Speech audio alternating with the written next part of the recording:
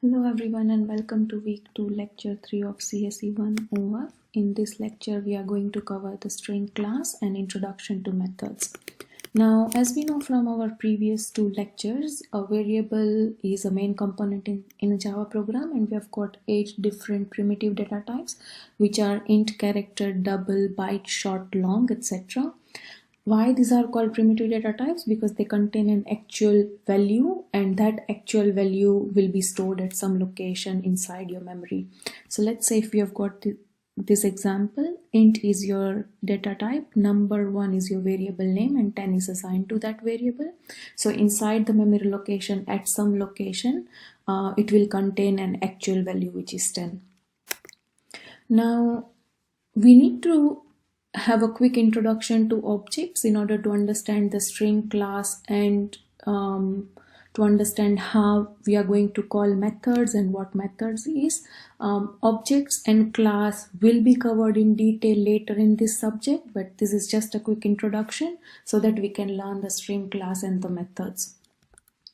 Now consider a class called rectangle.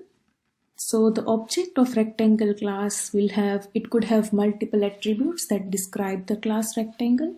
So let's say height and width are two of the attributes which describe the class rectangle. And what a very simple definition of object is, an object is basically a collection of variables that can be passed around as one unit. So what is a class? What is an object? What are its attributes? We'll consider this example here. So as you can see here in this example, we've got a class called rectangle, and we've got its two attributes which are height and width. Now in real world you will find many of the same object. So a class is the blueprint from which individual objects are created, and all objects from the same class will all have same attributes. So let's say I can make 50 different objects of this rectangle class, and they all will have these two attributes because every rectangle will have a height and a width. The variables of a class are called attributes. So when I say attributes, it's similar to variable, but when we refer to class and objects, we call them attributes. Now, what is an object? What is an instance? So a class is just a template, as you can see here. So rectangle is your class. So a class is just a template. And when you want to create an object based on a specific class, we refer to that object as instance. So if we see here, just one second. Yeah. So if you see here, you know that this is your class. And these two are your two different instances. So you can say that these are two different objects of the same class. So this is the data type, is the class name. So you can see here, this is your class name, this is your instances. So you can also say name of the variable. And the new keyword will create a new instance of a rectangle class. So whenever you'll type new, it is going to create a new instance of rectangle class. And this is calling of the constructor, which will come later to that part. So we can say that we now have two different type of instances for the same class called rectangle. Now the act of creating the new instance is called instantiation. So as soon as you go and write new rectangle, that means you are instantiating this object. Accessing attributes. So if we see in this slide, we know that we have got two attributes which are height and width. So these attributes can be accessed using your object name. So here you have created an object called my cool rectangle. So let's say if you want to access your attributes which are height and width, you can access your attributes using your object name and dot operator here. So once you have an object which is my cool rectangle, you can access all the attributes within the object using a dot operator which is here. So this will then set the height of your my cool rectangle as 4 and the width of your my cool rectangle as 7, but that doesn't mean that it will change the value of your cool rectangle because you haven't called height and width of your cool rectangle yet. Okay, so it's only going to make changes to height and width of my cool rectangle because you are using the dot operator and you are accessing those attributes. But this your cool rectangle is a completely different object, is a completely different instance, so it won't, so that there won't be any change to height and width of your second attribute, which was your cool rectangle. Now, as I mentioned, this will set the height and width attributes, but only for my cool rectangle. All other rectangle instances will not be affected. And attributes define the state of the objects, as I mentioned earlier. Now, what are methods? So, let's say you have a class, and so you have a class for a rectangle, and you want to have some actions such as get area or get perimeter. So you need to write a chunk of code which will get area for you and get perimeter for you. So this is typically done using methods. So what a method is, it's just a block of code that exists within a class and that does some of the operation inside it. So let's say this is your class called public class rectangle as described earlier, and these are your two attributes. Now this is what we call declaring a method. So your method name here is get area and it's returning an integer. So a method can return a variable back to the place where it was called from, and in this case it's integer. It can return double, it can return string. If it's not returning anything, so let's say if you don't want your method to return anything, then this type will be void. What does void mean is it's not returning anything.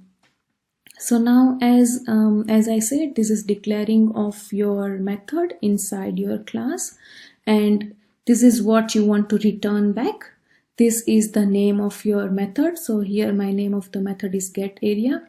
Opening and closing brackets are compulsory. So we do need, whenever we declare a method, we do need to have opening and closing round brackets.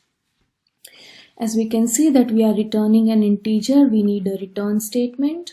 And what we want to return is, we want to return an area. So the formula for getting an area is height into width. So this is what we are doing inside this method. So we are declaring this method and we want this to happen when we call this method.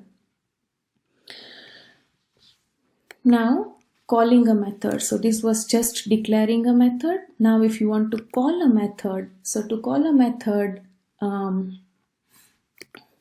you need to execute its code. So you need to invoke that method. So now let's say I have a class here and this is my object to that class, and I want to get the area of this object, right?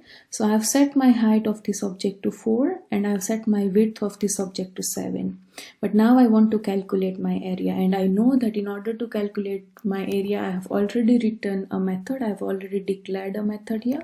So what I need to do is I just need to call that method. Again, I will be calling that method using a dot operator and using my object name, which is my cool rectangle. So as soon as I go and write my cool rectangle dot get area, it's gonna go here and it's going to calculate the height and width. So we have set our height and width to 4 and 7. So it will just multiply it and return whatever is the answer. That answer, we are storing it inside a variable called area. So now if you go and print this area, it will give you the area of your rectangle whose height was 4 and width was 7. Yeah, again, method calls always have a bracket. So whenever you call a method, it will always have a bracket and it will always have a semicolon after it because it's a statement.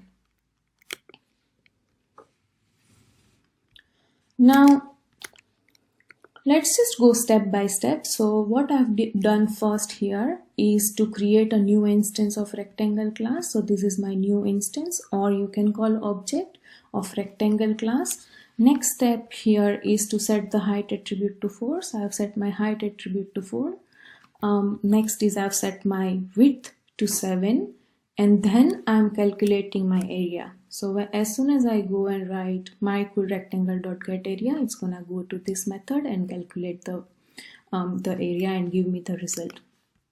So then it will calculate the area and answer is 28, and then it will pass that 28 here and store it inside the area. Now if we see here, when we declared this method, right, there was no parameter inside it, so this method didn't had any parameter. But there can be case where the methods take the parameters. So what does that mean? So many methods require extra data to the function. So let's say if you want to set something and you want to set it by a particular value, in that case you provide a value inside the method, so inside as in parameters. So the information a method expects for it to work is called its parameters. If we see an example here, this method doesn't take any parameter as mentioned, but this method does take one parameter, which is new height. So consider a method that sets the height to a new value. So in that case, we will need a new value to set it to the old value, right? So in that case, we'll have a new value here. So it's taking one parameter, this method set height, and then it's setting that new height to the old height that was here, right? So as mentioned in the description, consider a method that sets the height to a new value.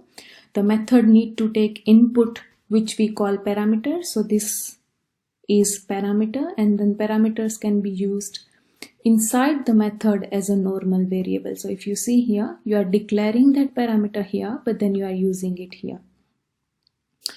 And this new height is getting set to the old height. So note that because our methods does not need to return a value, we use the return type void, which means nothing. I mentioned this earlier as well, that this one here is your return type. If it's returning an integer, that means this method will return something, but this method is just setting the height, so it's not returning anything. So that's why the return type is void, and you can observe here that there is no return statement as well. Now this is just declaring a method called setHeight, which takes one parameter. But what happens when we want to call a method which has one parameter? So in order to call a method with arguments, you need to pass actual value that you want this new height to be. So when calling a method that has parameters, you need to pass values into the brackets. These values are called arguments.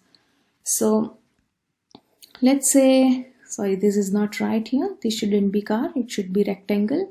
So rectangle, my equal rectangle equals to new rectangle. So I'm creating an object or an instance called my equal rectangle, and then my equal rectangle dot set height. So as soon as I write set height, it's going to go here, and I'm passing my actual value, which is 2. So then 2 will go here, and now new height will become 2. Okay, so now new height's value is 2 because we are passing that 2, so that will come here, and that as new height is 2, your height will be set to 2 now. So let's say initially you set your height to 4.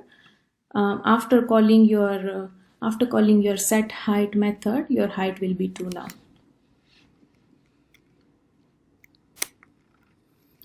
Next concept is of strings. So just to explain these strings and what string class is and what methods is, we gave a quick introduction to objects and methods you saw before. Now, as you know that strings is a sequence of characters, we have discussed this in our lecture 1 and 2, that when you combine characters, it becomes a string and it is treated as a single entity. You need to know that string is not a primitive data type, so it won't store actual value, it will store address instant, and we'll come to that point later. So string is not a primitive type in Java, and there are instances of string class, so you have actual object to string class. Now what are string literals? So they are objects of a string class, and those objects will have constant values. It cannot be changed. So reason being, because we don't have any method in the predefined string class that will edit the value. So string literals or string objects will have constant values and it cannot be changed. String is always returned in double quotes, so starting and ending double quotes like this, and inside you can have your string. An example of a string is trust no one, so starting and ending double quotes and inside whatever text you want to have. If you want to print that out, you again use system.out.println and just write trust no one. So whatever is inside the opening and closing quotes, it will get printed on the console, it will get printed on the screen. So escape sequences, it can be used inside a string and treated as a single character. Escape sequences will always begin with slash. So again, it will be inside the string, so it will be inside the opening and closing quote, but it will begin with symbol slash. So few of the most used escape sequences are /n for new line, /t for tab. If you want to print quotation, then you need to have a slash in front of it. This escape sequences was also touched in lecture 1 and lecture 2. So as I mentioned, some of the most used escape sequences are /n for new line.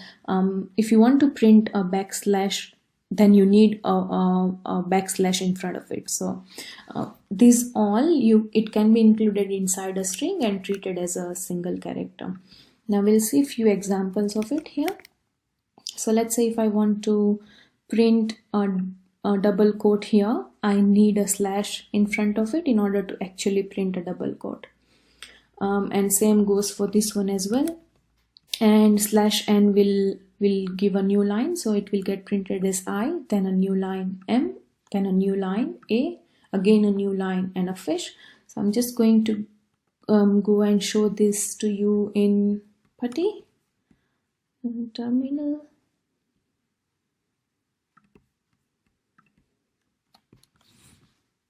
Alrighty, I'm using terminal here because I'm using Mac. So now let's just see this example.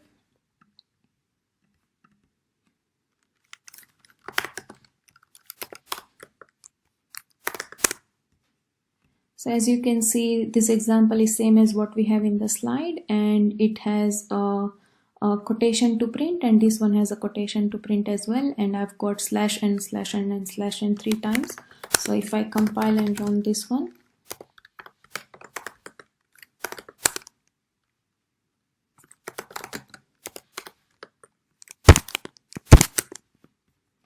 you can see that a quotation is printed here, a quotation is printed here, and all the things are in new line because we have got /n in there. Alright, next is Unicode characters. Just how escape sequences can be included inside a string. A Unicode value of any character can be included inside a string as well. So any Unicode value will start with /u and it will have 4-digit hexadecimal code after it. And here is an example. So let's say this is my Unicode value which represents a character beta. So if I go and print that out, which is here, and just uncomment it and see. I'll comment this first too because we have already seen the output for those. So as you can see here, this is the Unicode character, and I'm just going to see that whether it's printing a character corresponding to that Unicode value or not. So again, compiling and running.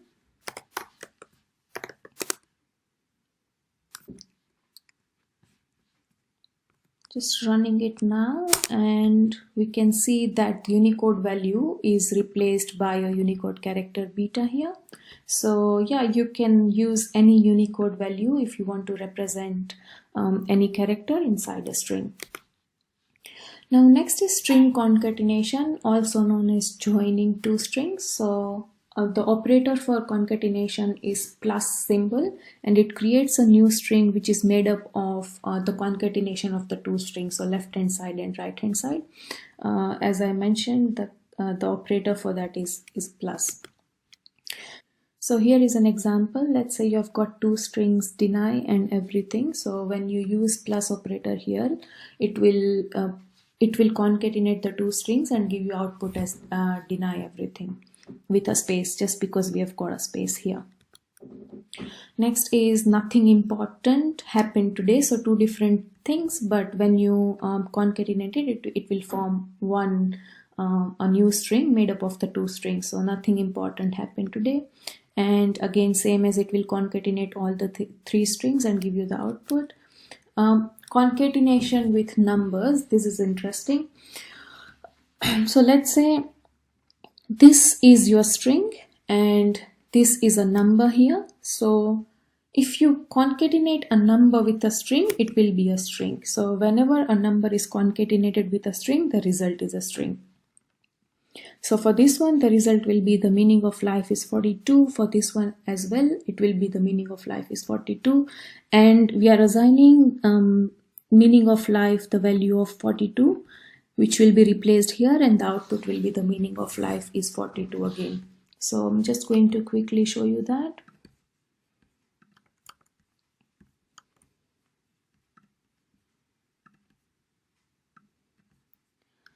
I'm just going to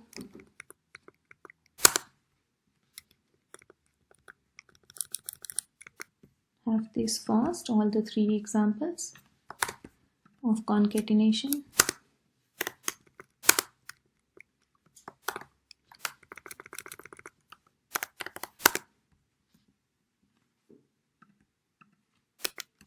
And this one as well.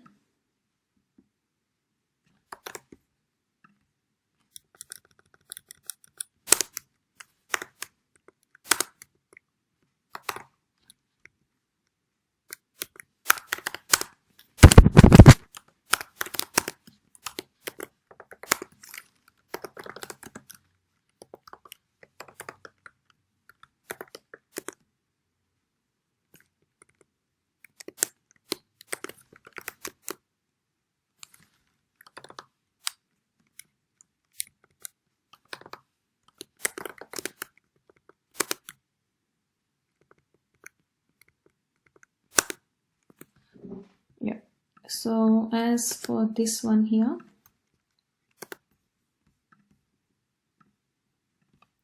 it gave me concatenation of deny everything, you can see it here.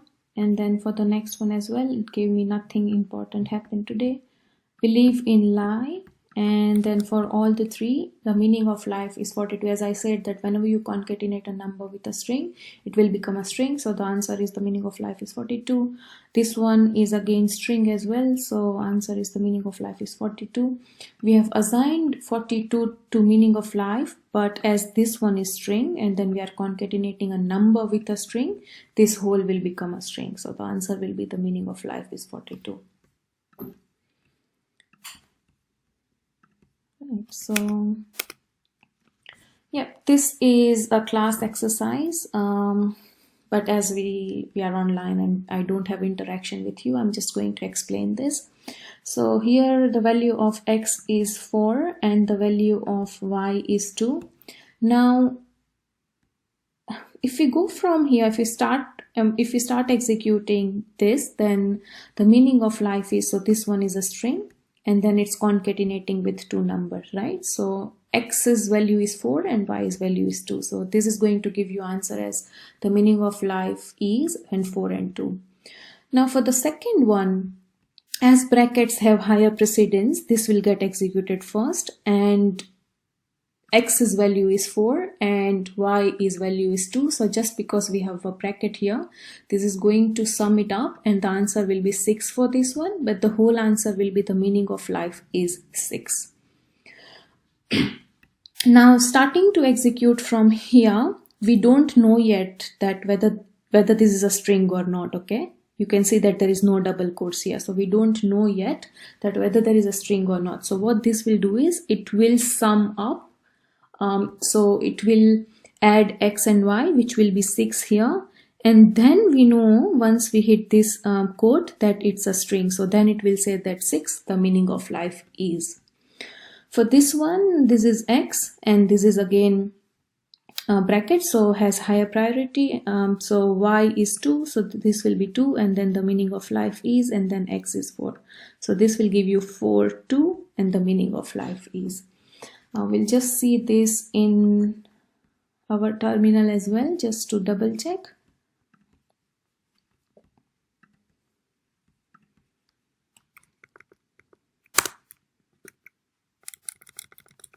I'm just going to comment this all for now because the examples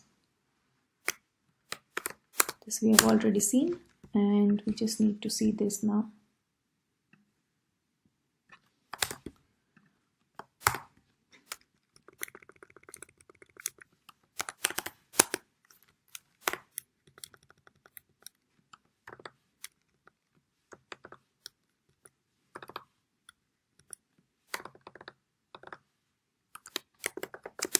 Just going to compile it and run it.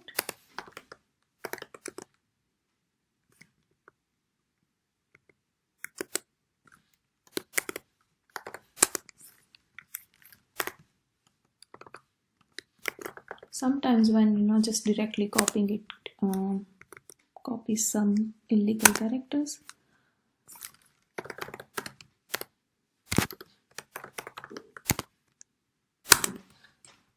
Yep. So as you can see, the first one was the meaning of life is 4 and 2, but the second one, because it was a bracket, so that is going to print as 6.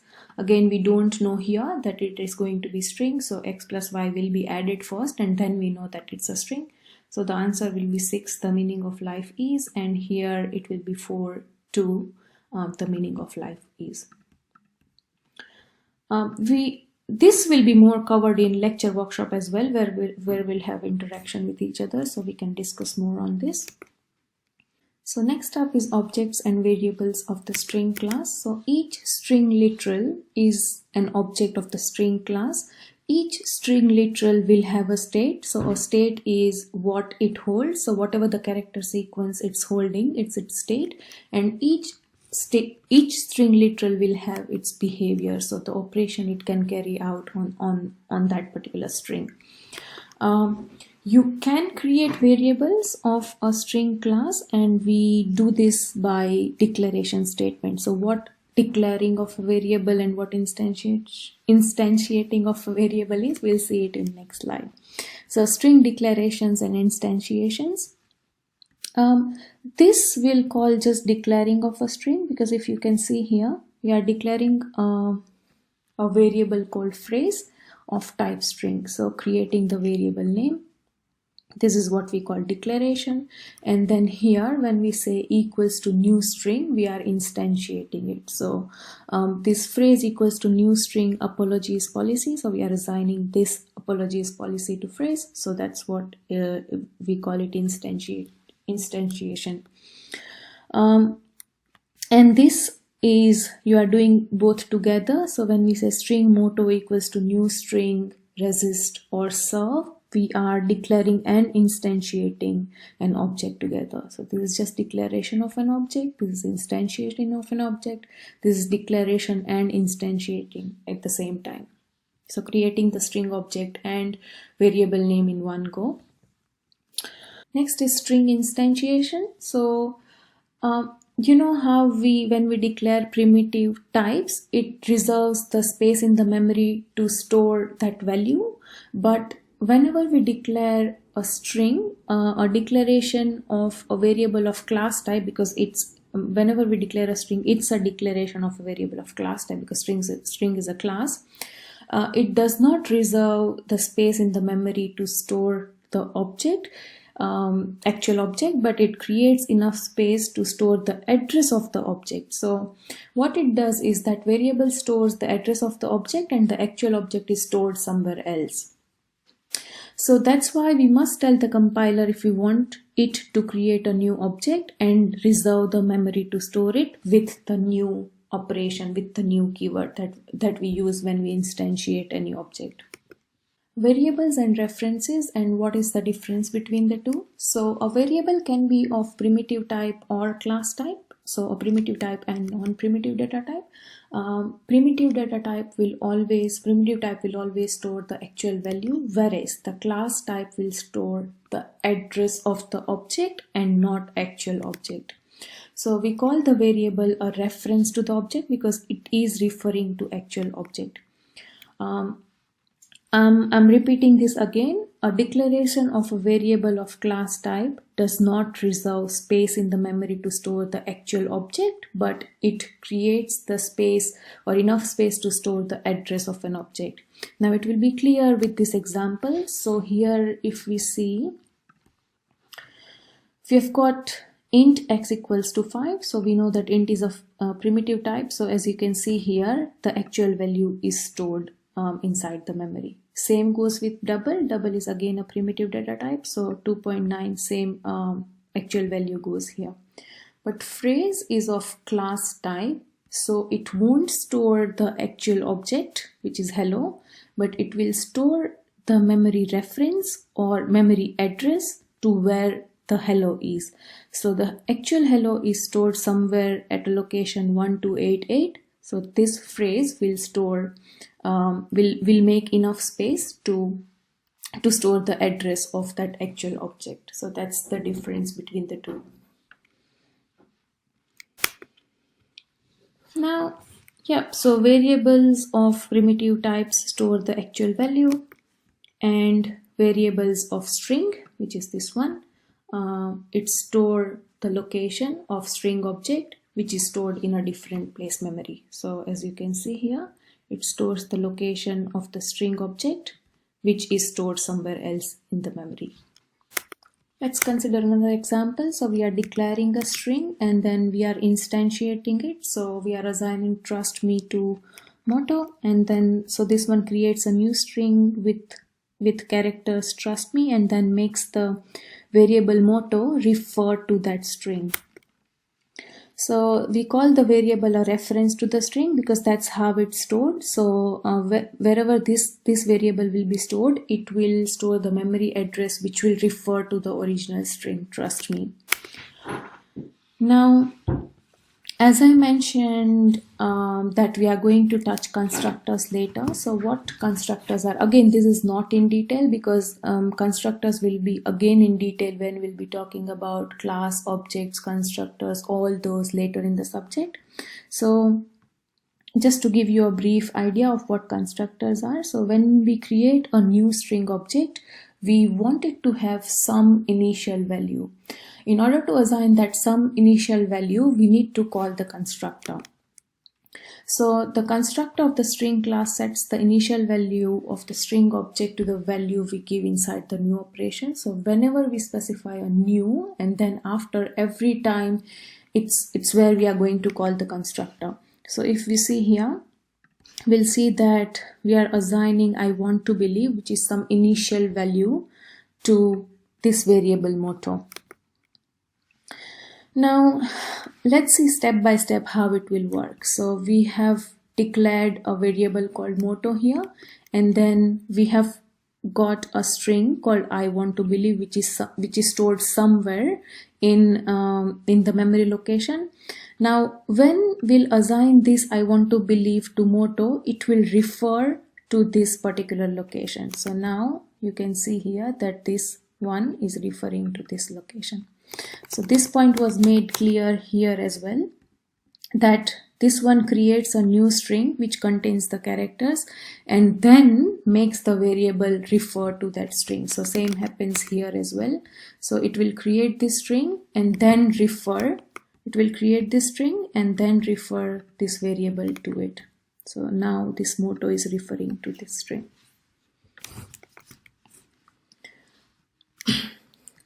Alternate construction of a string. So one thing how we can instantiate and how we can assign value is by using and by calling the constructor. So by using new keyword and by calling the constructor.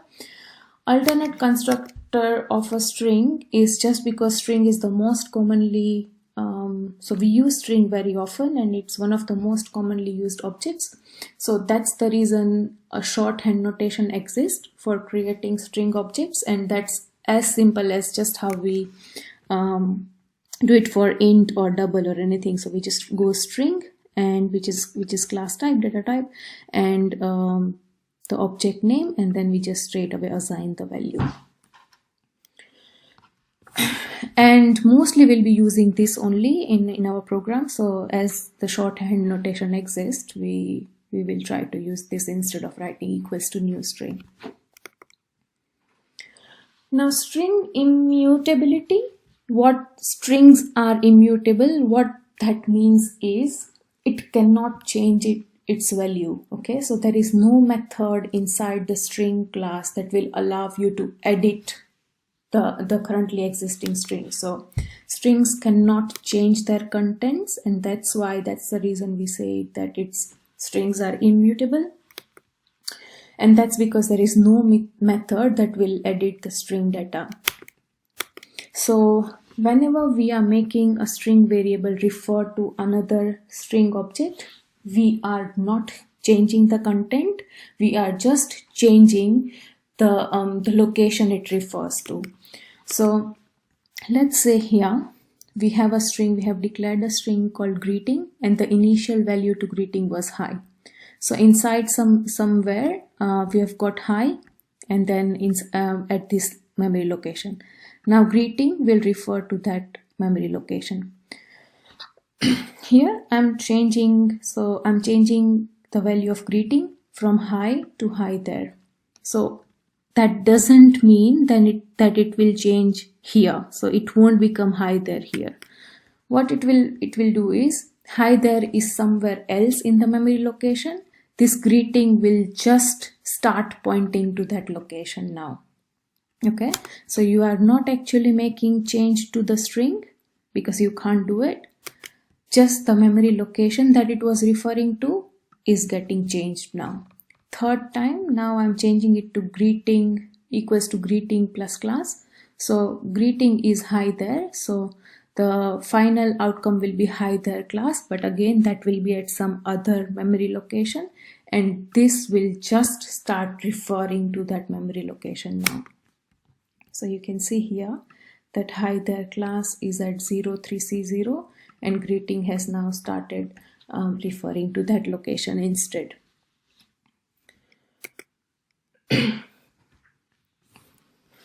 Next is dot operator. So we use dot operator to access any attributes or any methods of an object or a class. So if you want to access the attributes or the methods that you have already declared, already coded, using your object or using your class, that's when you use dot operator. Math is an inbuilt class. Dot is a dot operator. Power is its method, which takes 2 arguments. So it accesses the class method power in the class math. Why we call it class method? Because if you see, we are calling it using class name and not object name. Now,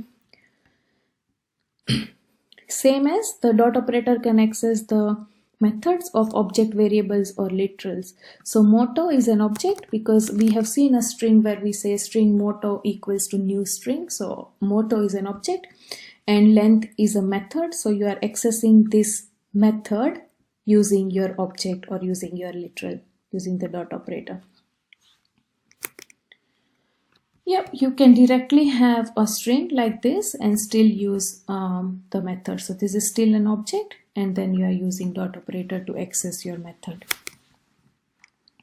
Now length method here, what it does is it just calculates the number of characters you have in that string. Okay, so the length operation of the string class is an instance method. When we say instance method, you need an object to call it. Okay, so this was an instance method, and you can see that we need a object to call it. This was a class method, and you can see that we need a class name to call it. Now the length operation of the string class is an instance method that tells us the number of characters in that string object. So if I say abc.length, it will give me 3 as an answer. So if I say this, it will calculate the length of this object and return an integer. If I say this, then it will, so let's just see an example. Let's just assign something to motto and then calculate the length.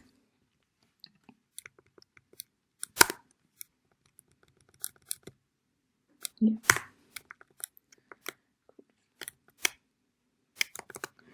say I am creating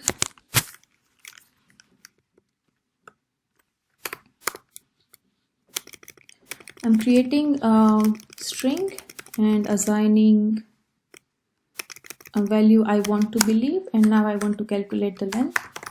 So I'm just going to, and I want to print it as well, so that's why I'm writing out.println. I'll go motto.length, again opening and closing bracket because it's a method, and I might just write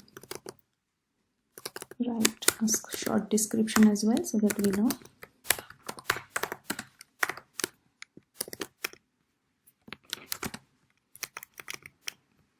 So I'm using length method to calculate the length, and I'm attaching that object which was motto here so that I can calculate the length of that instance.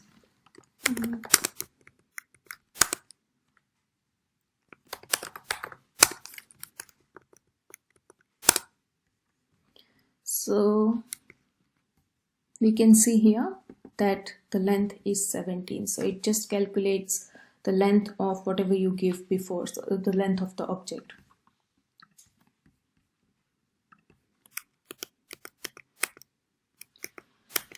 Now string indexes. So indexing of your string starts from 0. So as mentioned several times, strings are stored as sequence of characters, and every character will have a particular position. So your indexing will always start with 0. So let's say if you have got a string called red dwarf, then this indexing will start from 0. This will be 1. The position of D will be 2. Yes, space counts as well. So position of space will be 3, and so on. So 0, 1, 2, 3, 4, 5, 6, 7, 8. So that's how your string indexes are. So it starts with 0, and every character will have its own index. Now, if you want to find out a particular character at particular instance, there is a method of string class which is called character@index, char@, or character@. So the character@. Method requires an argument. So you can see here that it takes an argument which is of type int. So what you need to specify inside this is which position, which character you want to find of what position. So here inside this bracket you will specify the position, and in return it will give you that character at that position. So let's say we have got a string called phrase with the value this. And now I want to find the position at 5th. Sorry, I want to find a character at 5th position. So this will be 0, 1, 2, 3, 4, and character at 5th position is V. So now when I say phrase.character@5, it will of course return me a character because that's what this method does. It returns a character with whatever index you specify here. And then I'm storing it inside a variable ch. You can call this as anything you want. And now when I'll print this ch, I'll find out that the character is V. Yep, so that's character@. So it will return, it will take an argument of type integer, and it will return a character at that particular specific index that you are specifying here. Now, you can check whether two strings are equal or not. So there are two methods to check string equality. One is equals, and another is equals ignore case. So equals will return true if the two values of the strings are exactly the same. Okay, so an equals ignore case, just the difference between the two is equals ignore case allows the case of alphabetical characters to be different. So you can have mixture of uppercase and lowercase, but if the string letters, if the strings are same, then it will return true. But equals won't consider that thing. So we'll see an example and it will make sense. So let's say we have got two strings and we are using equals here. So hello and hello, they both are exact same. So this will return true. Hello is not equal to hello there. So this will return false. this hello has a capital H, but this hello has a small h, and as we are lowercase h and as we are just using equals, this is going to return you false. So that's the difference between equals and equals ignore case. This doesn't ignore case and the other one does. So if we would have used equals ignore case here instead, then this would have given us a true. Again, both the methods equals and equals ignore case, they return a Boolean variable, so it will be either true or false. Now, hello equals ignore case, yes, they both are same, so it will return true. This is still false because hello is not equal to hello there. Just because we are using equals ignore case, it will ignore the case, so it will ignore these two things and it will return true. So for string equality, we have two methods, equals and equals ignore case, and they return Boolean value after checking the two strings. Now, there is one more method that we need to see is to replace the characters. So replace methods takes two arguments and then it creates a new string that is same as the string object, but with all the occurrences of the first character replaced by the second character argument. So let's say if I want to replace my I with you, then that's how I mention it. So here is an example as well. So let's say my initial string is I want to believe, and I want to replace I with you. So I'll go and write moto.replace. Again, these all are instance, so you need an instance to call this method, okay? So that's the reason we need to have an attribute before, we need to have an object or instance before you call this method. So I'm calling this method using my object and I want to replace I with you. So the output will be, so let's say we have a string, I want to believe at this location.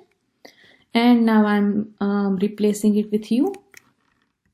So then it becomes you want to believe. So I will be replaced by you. Not sure if you have noticed or not, but the small I is still I. So it does consider the case. So if you are writing a small I here instead of capital I, this capital I will be still capital I and it will replace this I with capital U. Okay. So that's the thing. So replaces all the occurrences of this first argument with second argument.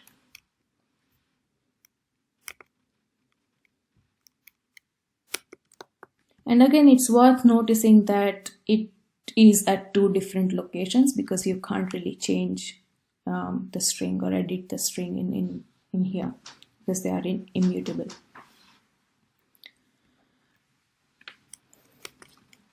Yep, so this is the class exercise, and what is you need to find out what is the output of this program. I might just leave it like this and we can discuss this in lecture workshop, so you can work this out and then we'll discuss it in lecture workshop, like what will be the output of this program. So that was all about string classes and methods and how we can instantiate, declare string, and what a brief introduction on classes and objects. In next lecture, lecture 4, we'll be covering keyboard input, screen output, scanner class, and file input. And thank you so much for listening, and I'll see you in next lecture.